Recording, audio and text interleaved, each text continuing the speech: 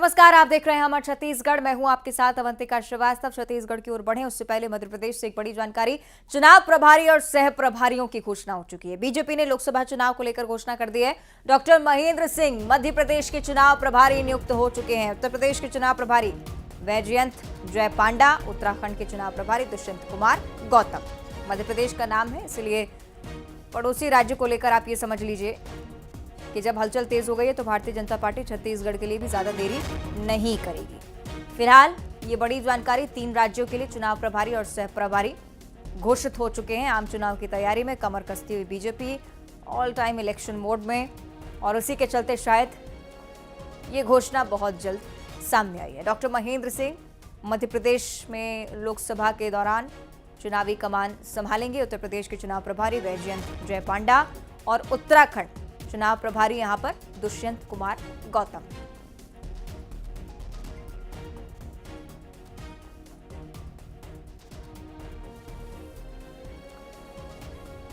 तो ये बड़ी खबर साझा कर रहे हैं। भारतीय जनता पार्टी 3 राज्यों को लेकर प्रभारी नियुक्त कर चुकी है।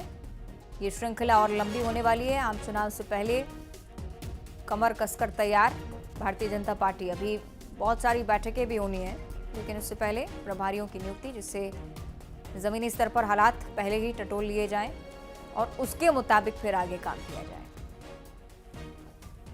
हमेशा से बीजेपी का ये पैटर्न रहा है, अलग अलग पार्टियों से पहले घोषणा करने वाली ये पार्टी, और इसी के तहत चुनाव प्रभारी और सह प्रभारियों की घोषणा तीनों ही राज्यों के लिए हो चुकी है। तीनों ही राज्यों में मध्य प्रदेश का नाम शामिल, उत्तर प्रदेश और उत्तराखंड।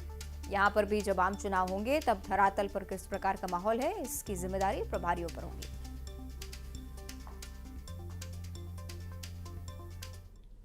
और अब छत्तीसगढ़ की खबरों पर आते हैं। रायगढ़ में धर्मांतरण को लेकर मारपीट का मामला सामने आया।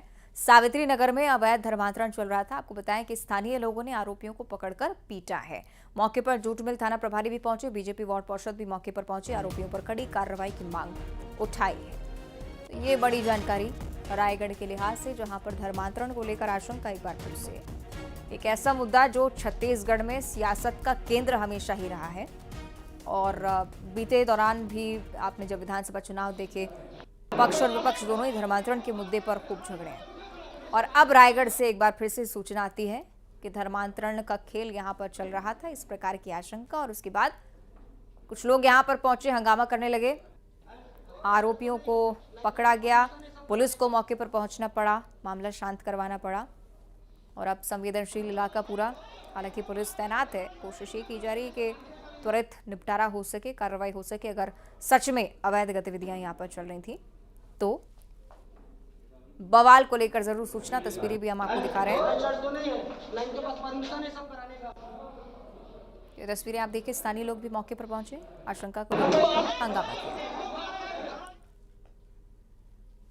और रायपुर में आज करीब 1000 लोगों की मूल धर्म में वापसी हो रही है। घर वापसी की मुहिम चलाने वाले बीजेपी नेता प्रबल प्रताप सिंह जूदेव, जिनकी तरफ से कहा गया है कि सनातन धर्म को टारगेट करने के लिए विदेश में षड्यंत्र होते हैं। उन्होंने कहा है कि धर्मांतरण से सामाजिक संतुलन पर भी असर पड़ता है। लालच देकर गरीबों की मजबूरी का फायदा उठाकर धर्मांतरण करवाना गलत है। जूदेव ने दावा किया कि छत्तीसगढ़ की डबल इंजन की सरकार इस पर जल्द ही कानून बनाएगी।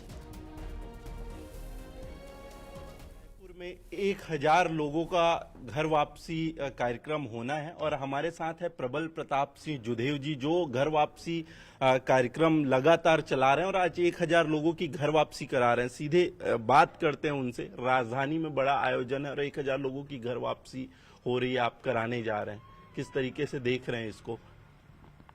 जी, आज रायपुर में, राजधानी में पूजनीय बागेश्वर धाम सरकार के हनुमान कथा मंच में 251 धर्मांतरित परिवार के लगभग 1000 लोगों की पैर पखार कर घर वापसी होगी।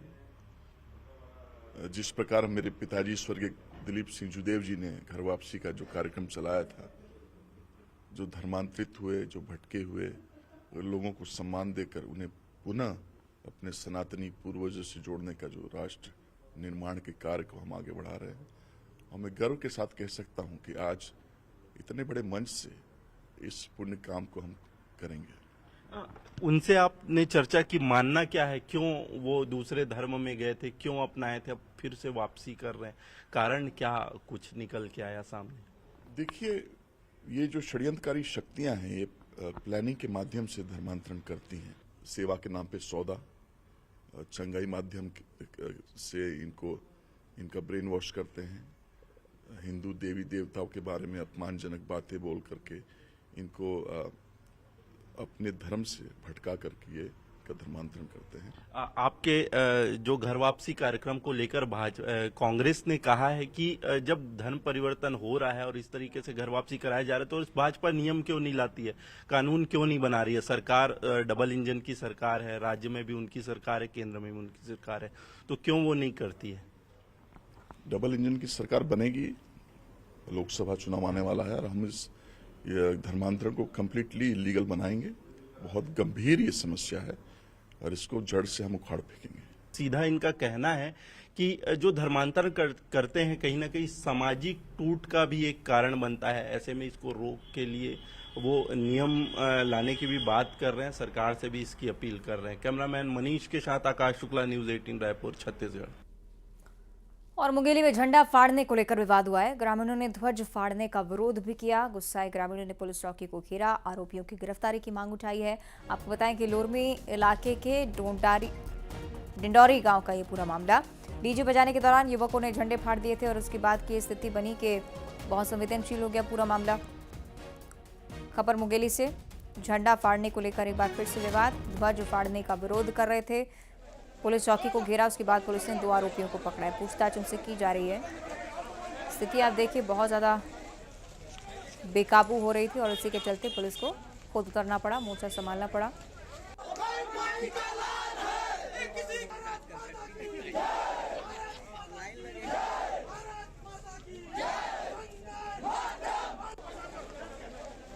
सीधे आपको लिए चलेंगे सहयोगी प्रशांत शर्मा के पास। प्रशांत, बताइएगा, ये जो तस्वीरें सामने आई हैं इसके पीछे सच्चाई क्या है? क्या सच में झंडा फाड़ने को लेकर महज विवाद शुरू हुआ?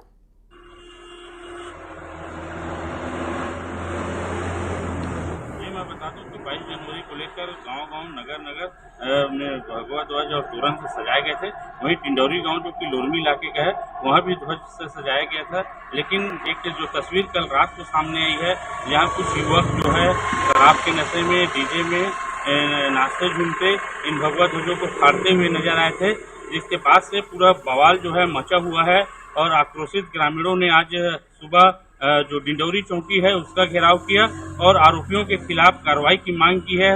तो जिस पर जो लोरमी पुलिस है, एसडीओपी माधुरी धिरही, एसडीओपी डीके सिंह और लोरमी कुड़िया चिल्फी के जो थाना प्रभारी है वो मौके पर पहुंचे और बड़ी संख्या में पुलिस बल मौके पर है और जो आक्रोशित ग्रामीण है उनको समझाइश दी जा रही है। इसके साथ ही मैं बता दूं कि अभी जो जानकारी निकलकर सामने आई है, 6 जो उन्मादी युवक हैं उनको पुलिस ने हिरासत में लिया है और उनसे पूछताछ की जा रही है। इसके साथ ही जो डीजे वाहन था उसे जब्त किया गया है। इसके साथ ही जो एसपी मुंगेली है चंद्रमोहन सिंह, वो लोगों से अपील कर रहे हैं कि शांति व्यवस्था बनाए रखें और जो भी असामाजिक तत्व होंगे, जो भी धार्मिक उन्माद फैलाने वाले लोग होंगे, उनके खिलाफ कठोर से कठोर कार्रवाई की जाएगी और किसी भी ऐसे आरोपियों को बख्शा नहीं जाएगा। जी ठीक है, बहुत शुक्रिया आपका प्रशांत जानकारी के लिए। अब ये देखने वाली बात कि पुलिस आखिर कैसे यहाँ पर स्थिति संभालती है। और अब जिक्र करेंगे महासमुंद की खबर का, जहां नहर का पानी पीने के लिए छात्र मजबूर हैं। नहर का पानी पीते हैं यहाँ पर छात्र और ये बताया गया है कि 2 सालों से इसी प्रकार की समस्या है।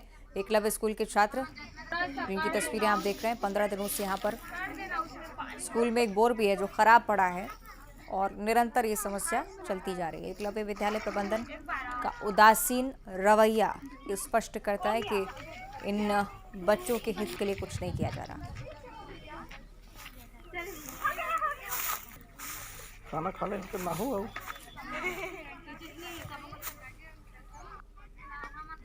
बेहद ही दयनीय स्थिति है। तस्वीरें आपकी टीवी स्क्रीन पर जिसके हम आपको दिखा रहे हैं। सहयोगी सोमनाथ हमारे साथ लाइव जुड़ रहे हैं। सोमनाथ, ये तस्वीरें हम देख रहे हैं और मुझे लगता है कि हालात ऐसे हैं जिस पर कोई भी किसी का भी दिल पसीज जाएगा, कोई भी एक्शन लेने के तैयार होगा, लेकिन क्यों आखिर अधिकारियों की इतनी बड़ी लापरवाही यहाँ पर? जी बिल्कुल, मैं आपको बता दूं, इस पूरे मामले में जब हमने इस स्कूल प्रबंधन के प्रिंसिपल से बात की तो उनका कहना है कि मैं 25 दिनों से मेडिकल छुट्टी पे थी और उसी बीच इस प्रकार की जो है वो समस्या आई है, जिसको हम लोग सुधारने के लिए एसी मैडम के द्वारा वहाँ पे कुआं खुदवाया जा रहा है, जिसके बाद ये जो समस्या है वो दूर होगी। हालांकि उनके द्वारा जो है नहर की पानी पीने की बात को जो है वो साफ नकारते हुए उनके द्वारा कहा गया कि हमने टैंकर की व्यवस्था की है और ये जो पानी है बच्चे जो ले जा रहे हैं वो अपने निजी इस्तेमाल के लिए कपड़े धोने और जो है उसको शौचालय के लिए लेके जा रहे थे। जी ठीक है, चलिए तमाम बातें ज़रूर हो सकता है कि पल्ला झाड़ा जा रहा हो ये कह के। अभी देखने वाली बात की कार्रवाई आखिर होती है कि नहीं। बहुत शुक्रिया आपका सोमनाथ ये जानकारी साझा करने के लिए। और आप जिक्र करेंगे लोकसभा चुनाव का, जिसे लेकर छत्तीसगढ़ कांग्रेस पे मंथन का दौर चल रहा है। स्क्रीनिंग कमेटी की बैठक कल हुई। बैठक के बाद आज चुनाव समिति की बैठक हो रही है। प्रदेश प्रभारी सचिन पायलट पहुंचे हुए हैं। दीपक बैच की अगुवाई में बैठक लगातार जारी। इस बैठक में पूर्व सीएम भूपेश बघेल समेत पार्टी के तमाम नेता पहुंचे हैं। स्क्रीनिंग कमेटी की प्रमुख रजनी पाटिल का बड़ा बयान भी लेकर इसे उन्होंने कहा है कि पूर्व मंत्री को चुनाव लड़ाने के प्रस्ताव आए हैं, जिस पर विचार हम कर रहे हैं। उन्होंने ये भी कहा कि लोकसभा चुनाव में प्रत्याशी के तौर पर युवाओं और महिलाओं को प्राथमिकता देंगे। मौजूद है, उनसे बात करते हैं। कल स्क्रीनिंग कमेटी की बैठक हुई, आज प्रदेश चुनाव समिति की बैठक है। मैम, किस तरह की स्ट्रेटेजी होगी लोकसभा को लेकर? एक तो हमारे दिमाग में ये है कि सबको लेके हम साथ में चलेंगे। जैसे कि आप देख रहे हैं हमारे अध्यक्ष, हमारे इंचार्ज, हमारे सभी प्रभारी, ये सब मिलके हम इसका डिसीजन ले लेंगे। कल एक बात आई थी कि एक्स सीएम पूर्व मुख्यमंत्री जो हैं वो राजनांदगांव से लड़ सकते हैं और तमाम और जो मंत्री हैं वो भी पूर्व मंत्री जो हैं वो लड़ने की तैयारी कर रहे हैं, तो आप इसको किस तरह से देख रहे हैं? नहीं, अभी जैसे भी सुझाव आएंगे उसके ऊपर हम पूरा विचार विमर्श करेंगे और हम सभी नेताओं के बाद और वरिष्ठ नेतागण के साथ बातचीत करके उसका निर्णय ले लेंगे। लेकिन आपको लगता है कि जो चेहरे खारिज हो चुके हैं उनके ऊपर आप दाव लगाएंगे, मतलब एक बड़ा रिस्क ले सकती है? उसके ऊपर चर्चा होगी। मैंने वही बोला, चर्चा करके ही निर्णय लेंगे। महिला वोटर्स बड़ी संख्या में, तो क्या महिला प्रत्याशी आप उतारेंगे? हमारे तो महिला एमपी है ना छत्तीसगढ़ में, महिला सांसद है इनकी पत्नी। तो ये है प्लीज तो ये रजनी पाटिल है और इन्होंने बताया कि एक कोशिश यही है कि लगातार बातचीत, लेकिन एक यूथ चेहरों को क्या देखिए, ये सभी चर्चा आज होगी हमारी मीटिंग में और उसके बाद में ही हम बता सकते हैं, उसके ऊपर हम चर्चा करेंगे। जी, तो ये उन्होंने बताया कि प्रदेश चुनाव समिति की बैठक है और ये जो बैठक है इसमें किस तरह की चर्चा की जाएगी। और उन्होंने कहा कि महिला और जो यूथ जो है उनको खासतौर पे प्राथमिकता दी जाएगी। कैमरा पर्सन सचिन नवीन के साथ ममता लांजी और न्यूज़ 18 छत्तीसगढ़। तो छत्तीसगढ़ में कांग्रेस पूर्व मंत्रियों को लोकसभा चुनाव लड़वा सकती है, ये आपको नजर आया होगा बातचीत में। और इस पर कैबिनेट मंत्री रामविचार नेताम ने तंज कसा है। नेताम ने कहा कि राज्य में कांग्रेस के लिए एक सीट भी जीतना मुश्किल हो जाएगा। विधानसभा चुनाव में जनता ने जो जनादेश बीजेपी को दिया है उससे कांग्रेस हिल गई है।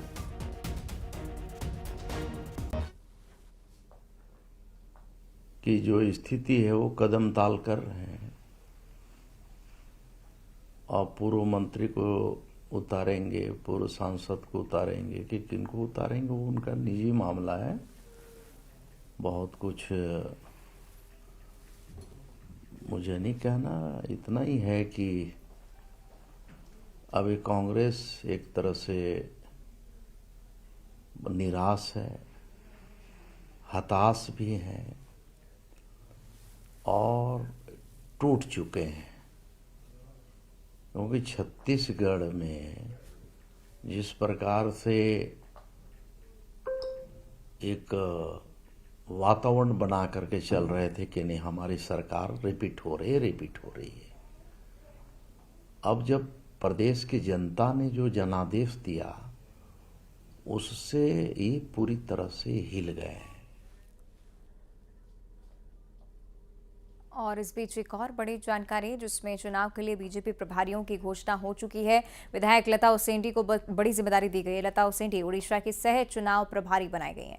लोकसभा चुनाव के लिए सह प्रभारी घोषित हुए। कोंडागांव से विधायक हैं लता उसेंडी। इस बारे में आपको जानकारी दे दें, लोकसभा चुनाव में लता उसेंडी को एक और महत्वपूर्ण जिम्मेदारी दिए जाना ये बताता है कि उनके कद में भी इजाफा लगातार हो रहा है।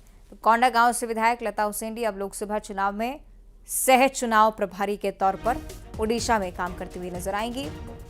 विधायक के तौर पर तो जिम्मेदारी संभाल ही रही है, लेकिन लोकसभा चुनाव में माहौल बनाना, ये समझना कि धरातल पर पार्टी की स्थिति क्या है, इस बात का भरोसा सौंपा गया है लता उसेंडी को। कोंडागांव से फिलहाल विधायक है और उड़ीसा में लोकसभा चुनाव पर काम करेंगे।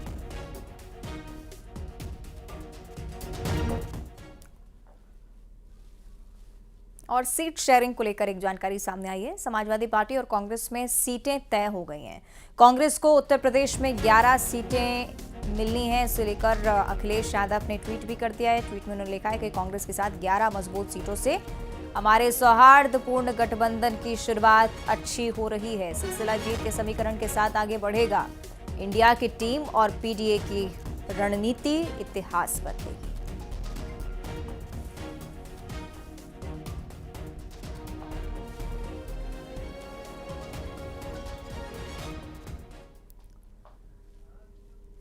और धमतरी नगर निगम में एलईडी लाइट खरीदी के मामले में राजनीति तेज हो चुकी है। विपक्ष ने इस मामले पर भ्रष्टाचार के आरोप लगाए हैं। निगम प्रशासन आरोपों को निराधार बता रहा है। धमतरी नगर निगम के सभी 40 वार्डों में स्ट्रीट लाइट के लिए एलईडी लाइट लगाने का टेंडर दिया गया और अब सवाल उठाए जा रहे हैं कि जो लाइट्स लगाई गई उसमें बहुत बड़ी संख्या में लाइटें 2 महीने भी नहीं चल पाई हैं। जो लाइट बाजार में 600 रुपये की आती है उसे 1200 रुपये में लिया गया है। 4500 रुपये प्रति लाइट भुगतान कुछ लाइटों के लिए।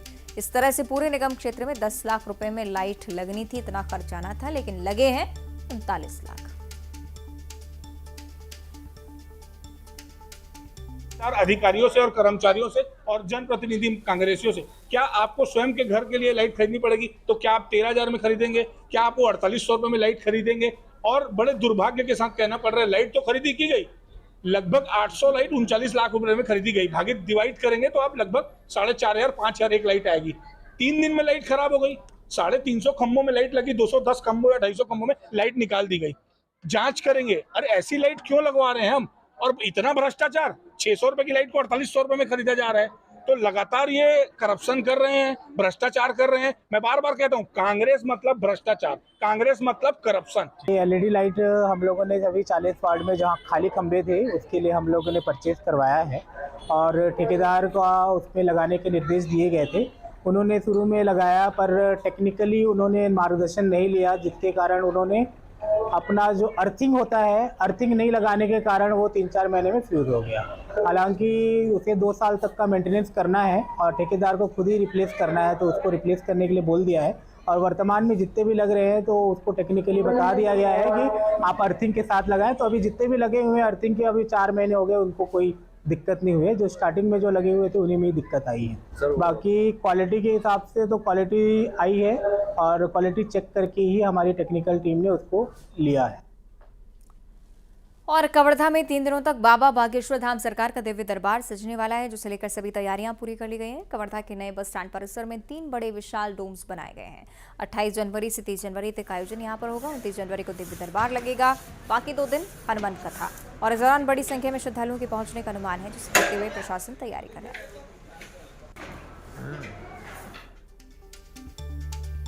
3 दिनों तक बाबा बागेश्वर धाम सरकार का दरबार सजना शुरू हो जाएगा। जिस तरह से आप देख सकते हैं कि इसकी तैयारियां जोर शोर से की जा रही हैं। 28, 29 और 30 3 दिनों तक यहाँ पे दिव्य दरबार का आयोजन किया गया है। खासकर जो हनुमत कथा और दिव्य दरबार इसमें 29 तारीख को रहेगा, 30 तारीख को फिर हनुमत कथा, तो जिसकी तैयारियाँ जोर शोर से चल रही है। 28 तारीख से दरबार शुरू हो जाएगा और शाम तक जो है वो पब्लिक यहाँ पे काफ़ी संख्या में यहाँ पहुँचने जिसे लेकर तैयारियाँ की जाए। 3 बड़े बड़े पंडाल बनाए गए हैं।